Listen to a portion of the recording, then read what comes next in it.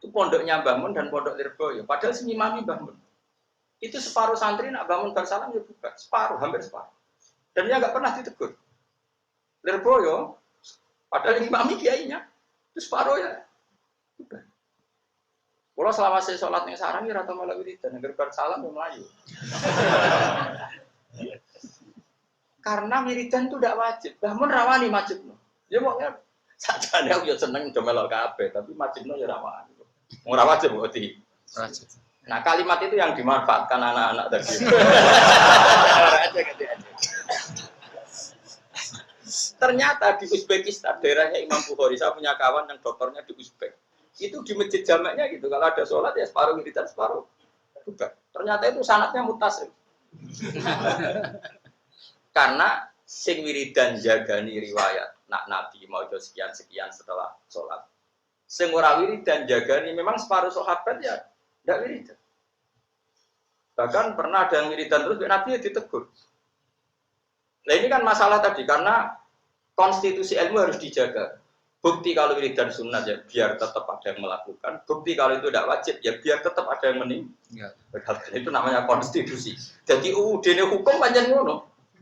Kayak saya pakaian putih itu sunat, saya melakukan itu. Tapi saya tidak bisa negur yang pakai batik, pakai hitam. Karena itu boleh itu nggak boleh dilarang. Akhirnya yang ngaji ini orang rapi ini, paham ya? Loh, normalnya saat saya punya umat banyak kan ngaji putih kabeh kan seru. Wah kan koyo satu komando ya. Tapi akhirnya jadi ini kedune ora seragam, klambine. Tapi ini bagus kalau konstitusi ilmu. Keren, no? Jadi kalau ini yang biji malaikat ilmu, skor saya itu 100. Oh ini sesuai konstitusi ilmu. Dimana yang nggak wajib ya nggak perlu diwajibkan. Keren. Jadi kalau nanti saya ketemu malaikat Jibril karena dia malaikat ilmu, pasti nama saya baik, skor saya. Lu itu sahabat itu sama tak ceritanya sama nak dalam film Umar, film-film itu. Gambaran di Bilal lu nak sholat ya ora kelambenan. Abdullah bin Mas'ud kita cerita, tapi ojo lebok nanti lo cinta, awas, ojo jadi hoax. Abdullah bin Mas'ud itu alim-alimnya sahabat, termasuk sahabat yang alim bang, termasuk minas sabiqin al-awwalin. Dia orang ke-6 yang masuk Islam. Anasadisu sitah, jadi yang ke-6. Itu era tabi'in, semua orang sholat itu jubahan serban, era tabi'in. Karena orang sudah mapan, jadi sadar pesona, sadar fashion. Kemudian sing kiai ini tambah penampilannya luar biasa. Itu Abdul bin Mas'ud itu gue serban, ya serban betul. Mau masjid, sholat itu dicandal, kelambinnya dicoplok, berjeplak, mau kare sarung dok, ditalek nong gulu nih, terus sholat. Sama Arab aja dulu tentang Bukhari, kita boleh ilmu. Tapi ini do protes. Iki sohibu Rasulillah kok sholat kok potongan ini. Kayak kelambenan, mau sarung sitok. Ditalek nong dulu kok cerita film-film kemerdekaan nih. Aku ya seneng film kemerdekaan karena seneng dulu kuno-kuno ini. Hobi loh film kemerdekaan. Dia seneng loh dulu tentang bioskop perkara nang TV ku kesuwan apa? Iklan. Tapi rasa ada kesimpulan kedua seneng dulu bioskop. Wong deloke pedak film kemerdekaan apa sifati seneng delok bioskop. Lah kowe tapi ya delok susana. Kula delok seneng film kemerdekaan. Wis senajan to rada bodoni kadang nganti tambah tadi seneng-seneng apa? Gaya pakaiane iku seneng. Iku sarung ditalek nonton gunung. Ketika dikomentari para tabi'in ini sholat kok berpenampilan demikian. Abdul Mas'ud buka saya menangi Rasulullah sholat seperti saya ini. Zaman itu tidak semua orang punya baju dua, apalagi punya serban, punya rida. Punyanya ya sarung tok. Mulane sampai nyuwun sewu katok dalam. Iku dhisik Nabi iku sampai dubuk. Perkara nggone masjid, sahabat turu ya udah ketok. Mergo duwene kok sarung tok. Duwene kok sarung tok. Dadi ora duwe katok sarawil katok apa. Dalam. Nabi itu cung celananan itu. Aja sampai yufdi farjakum ila sama.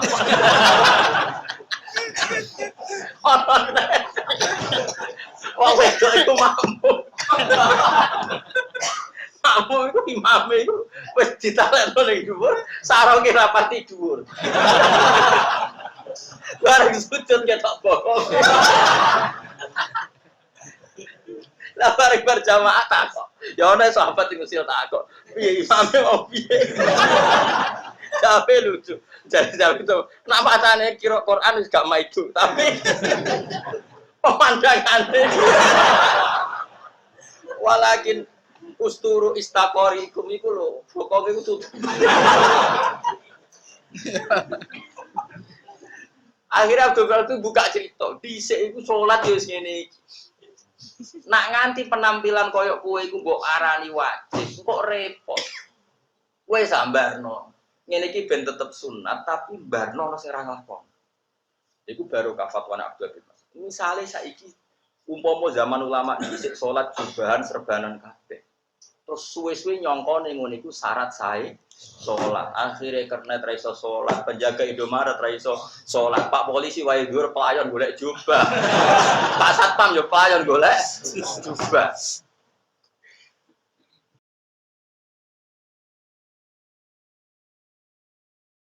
Itu baru kayak konstitusi. Tetap sholat model gitu sunat, tapi kudu sing ra nglakoni. Ben tetap sholat di sini iki. Satpam ono takbir ya langsung Allahu Akbar. Penjaga Indomaret nganggo seragam Indomaret dan langsung Allahu Akbar. Tentara nggo pasekan sangar ya tetap. Andai kan dulu mulai tabiin kok dengan cara yang seragam pasti lama-lama dikira wajib. Dan kalau dikira wajib pasti berat bagi kondektor gue jubah, satpam ya gue. Mulanya ilmu tetap baru. Saya ulang lagi ilmu tetap. Akhirnya orang ulama sih selalu jubahan. Ya baik itu sunnah. Orang sing ratau jubahan nggak terus kulo gitu sunnah. Karena sekali ulamanya jubahan semua, pasti umat ngira itu wajib. Itu pasti. Dan kalau wajib pasti gedong ya, paham ya. Tapi terus gue nambah simpul loh. Oh terus gue jubahan rasunat kok. Senengan kok nyimpul loh. Tegoblok nyimpul loh. Aku mau cerita konstitusi hukum. Terus terakhir Abdul bin Nasir dawuh ngene. Innama fa'altu hadzal yaroni al-ahmad mislu. Mencetak ziarah gunung budu-budu koyo kowe. Karena tadi pas itu tabiin sudah kayak seragam salat itu pakai jubah pakai. Nah, Abdul kan kuwatir iki nak nganti ngene terus dikira wah. Coba kayak petani sing sedang bercocok tanam ning hutan. Terus kudu sangu. Coba serba. Nah saiki kan enggak celananan tok jare rusak kabeh takbir ning gubuk damai. Malaikat ya seneng wae keren. Wah. Salate celananan tok wis gubuk rusak kabeh. Ya itu. Dan itu Allah ya kan tadi bahkan sebagian riwayat Nabi Daud Allah ora delok pakaian, delok watimu. Sehingga karena hadis itu begitu jelas bagi kalangan ulama dan semua ulama. Sholat itu penampilan rata seragam saat ini. Orang Mesir pakai seperti itu. Orang Turki ulamanya pakai turbus yang besar seperti itu. Orang Uzbek, khotib itu udah tahu keturunan. Nganggur dasi, ya, celananan, dasinan, gak usah ketu, khutbah. Ya sudah seperti itu. Karena aturan sholat adalah pakai pakaian terbaik. Terbaik cara kono sarong itu nang India. Iku wong golek ulo. Iya gitu. Delok ning film-film India. Sing sarongan golek apa? Jadi artinya apa? Kalau kamu pakai sarung di India itu pakai pakaian sing mahana, sing hina. Sehingga orang sana merasa terhormat, pakaian resmi pakai celana, pakai jas. Itu pakaian terbaik. Ya sudah, berarti kesunatannya seperti itu. Karena sarung simbol wong golek ula kobra. Ya sudah loh, kan tidak semuanya sepakat itu simbol apa kan tiap daerah kan. Malah ane kota-kota daerah wong tua sarungan bar sunat, Pak. Ya wong bar apa? Sunat. Ini kan nggak ada konsensusnya. Mungkin sarung daerah sini lazim untuk santri, tapi di daerah lain. Ya contoh gampang kan, sudah sering kita film India. Itu wong golek ula udah macam. Enggak boleh. Enggak sarung. Sehingga ulama sana pakaian kebesarannya pakai apa? Pakai celana, pakai sholat. Jadi ukurannya enggak ada permanen. Karena wa ma arsalna mir rasulin illa bilisani apa? Oh, semua itu ngikuti gaya. Ya di Indonesia sudah seperti itu. Tapi mungkin nanti kota aja sudah rubah. Sekarang yang celananan sama yang sarungan banyak mana? Sudah mulai banyak yang celana, asal celananya komprang keren. Dan nanti ada yang pakai nambahi cingkrang, ya itu kan definisi terserah lah. Tapi yang aku nanti rubah, Kayak di Iran ya rubah, di mana Uzbekistan yang daerahnya Imam Bukhari juga. Ya jadi saya ulang lagi, dawuh sing aran Islam Taufik termasuk dosa besar adalah ijabuma lam yajib, mewajibkan sesuatu yang tidak wajib meskipun itu kebaikan. Bukti ini Rasulullah saja yang tahu siwak itu penting dan etis karena mau sholat mau sok mambu rokok. Iku Nabi ngendikane ngeper laula an asyqa ala ummati. Andaikan ndak memberatkan umatku, la amartuhum bisiwak. Pasti saya wajibkan siwak. Berhubung berat enggak situ. Wajib. Intinya Nabi itu pantangan mewajibkan sesuatu yang tidak. Akhirnya ulama alim-alim keterusan. Santri radi wajibno kelambinan putih, radi wajibno rawat, radi wajibno Senin Kemis, gak diwajibno wiridan. Ya ada kan sing boboling ya. Gak ada. Ya, tapi wong alim kadang yo keramat ikhlas. Lala yo rapi piye, lala sing saleh yo tetep akeh. Jadi wong mondok teng sarang selawase yo ya sering makmum bangun ya jarang wiridan merah tahu. Sing lah akhir sing siap wiridan kok sapa awal. Angger sing ora siap wis gak wiri. Wis siap mlayu. Ya ana sing kok ngarep suwi nganti yai mundur ora mulai jebule keturun. Lagi kok kusuk temen nganti kene mundur Pak. Jebule kok. Ya kan ada. Nah, terus ketiga gini, ini yang orang NU yang terlalu fanatik wiridan juga harus mikir. Muhammadiyah yang mikir ini riwayat ilmu.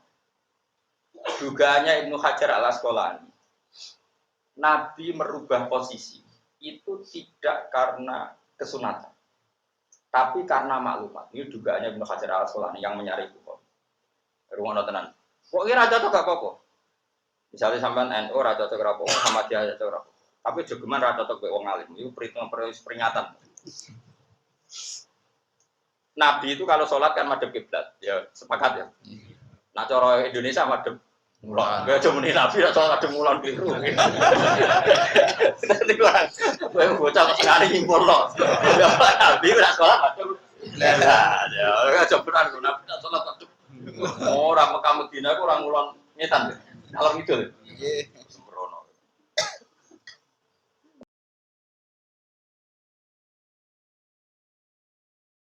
Oke, saiki bayangno misale imam ning Indonesia, madhep ndi? Ndi, ning Indonesia? Mulon Selatan. Nabi itu kan tokoh sentral, ini dengerin. Wes ora cocok lah, tapi kita ada di kitab. Terus kira cocok lah. Aku yakin kan ini Sasobia kan partai-partainan. Nabi itu nak sholat kan madhep kiblat. Kok ora gamen keliru Indonesia, madhep kiblat. Piye yo oleh nyontokno Indonesia. Yo umpama Nabi wong Indonesia ya ora kersa Indonesia. Pokoknya Indonesia lah, sholat madhep.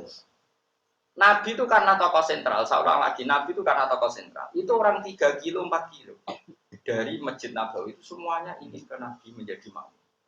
Padahal yang datang ke Nabi ini sebagian ya sudah jadi imam di masjid kaumnya. Makanya masyhur sholat iada itu sunat karena hampir semua sahabat itu sholatnya iada. Yaitu mereka makmum Nabi, setelah itu pulang ngimami kaumnya. Masyhur itu di Sumatera. Pernah dengar tuh? Nah, tahu kamu banget tuh. Yang seringnya sahabat itu datang ke Nabi untuk ikut apa? Sholat sebagai makmum, tapi nanti langsung pulang karena mau ngimami apa? Masyarakat. Ya kaum makmum nanti ngimami. Itu ada yang 4 kilo, 5 kilo. Nah sekarang bayangkan, andai kan mereka datang dan Nabi sudah salam, saya ulang lagi ya. Andai kan datang dan Nabi sudah salam, dan Nabi tetap posisi menghadap kiblat dengan gaya orang tahiyat akhir, maka dikira Nabi dalam sholat. Maka nanti yang datang langsung takbir dan niat makmum sama Nabi. Padahal Nabi sudah tidak sholat. Untuk supaya itu tidak terjadi, Nabi sekali salam itu menghadap hadirin, menghadap ke makmum. Supaya jelas kalau beliau sudah tidak sholat. Kemudian, ini sudah mulai partai-partai. Ada kelompok yang mengatakan, ya aturan sunat ya seperti itu. Sehingga tetap madhep makmum hadirin. Ana sing butuhe ngetokno ora salat, akhire madhep ngalor iku ya. Dadi ya akeh gak imam sing madhep ngalor. Biasane pondok-pondok ya ora ngetan tapi tengah-tengah. Madhep apa? Ngalor. Sampai ya saune-une mola. Iki kita ilmu lho, aja protes. Ilmu kok protes. Jadi sebetulnya dugaan Ibnu Hajar Al-Asqalani itu ritual menghadap makmum itu artinya kan membelakangi Ka'bah. Itu dalam aturan ibadah trennya kan tidak sunat. Kira-kira eling pangeran madhep kiblat sampai ora itu sunat mana? Kira-kira trennya.